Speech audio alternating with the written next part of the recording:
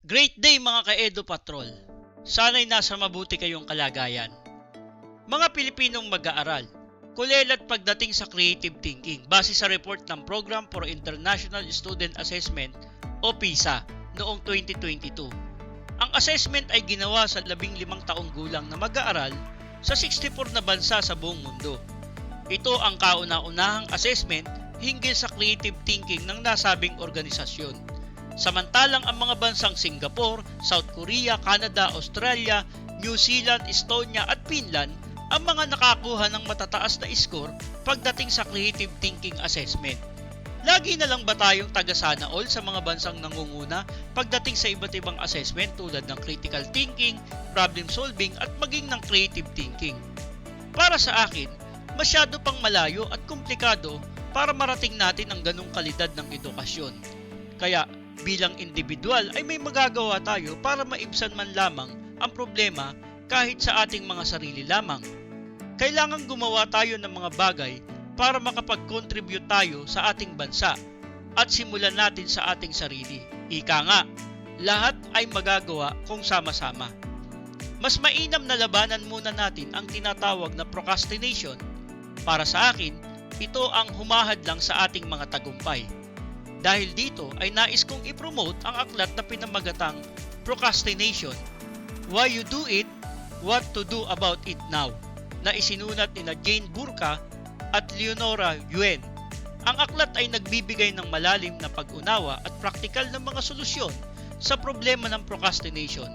Narito ang ilan sa mga mahalagang aral na matututunan mula sa aklat. Una, pagtukoy sa mga dahilan ng procrastination.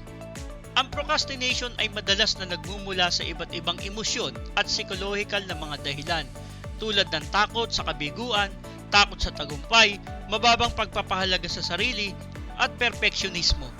Ikalawa, pagkilala sa mga epekto ng procrastination. Ang procrastination ay hindi lamang nakakaapekto sa productivity kundi pati na rin sa emosyon na kalagayan ng isang tao. Ito ay nagdudulot ng stress, guilt at pagkawala ng tiwala sa sarili. Ikatlo, pagsasakatuparan ng mga estratehiya para mapagtagumpayan ng procrastination tulad ng mga sumusunod. Pagbabudget ng gawain. Ang malaking gawain ay dapat hatiin sa mas maliit na bahagi upang mas maging madali at mamanage ang mga ito ng maayos. Pagbuo ng schedule. Ang paglikha ng konkretong schedule at pagsunod dito ay makatutulong upang maiwasan ang pagkaantala. Paggamit ng positibong reinforcement. Ang pag-reward sa sarili matapos ang isang gawain ay nakakapagpamotivate para patuloy na maging produktibo. Ikaapat, pagkilala sa mga pansariling pangangailangan. Ang pag-intindi sa sariling mga limitasyon at pangangailangan ay mahalaga.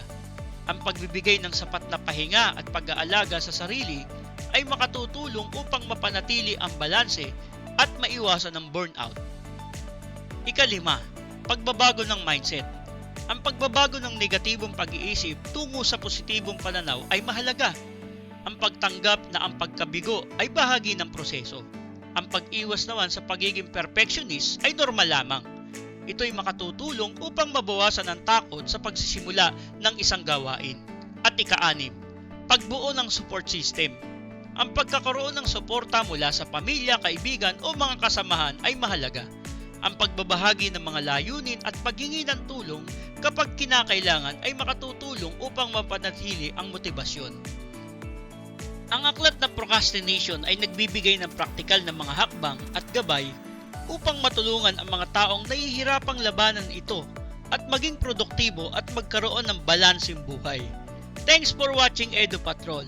Please like and share.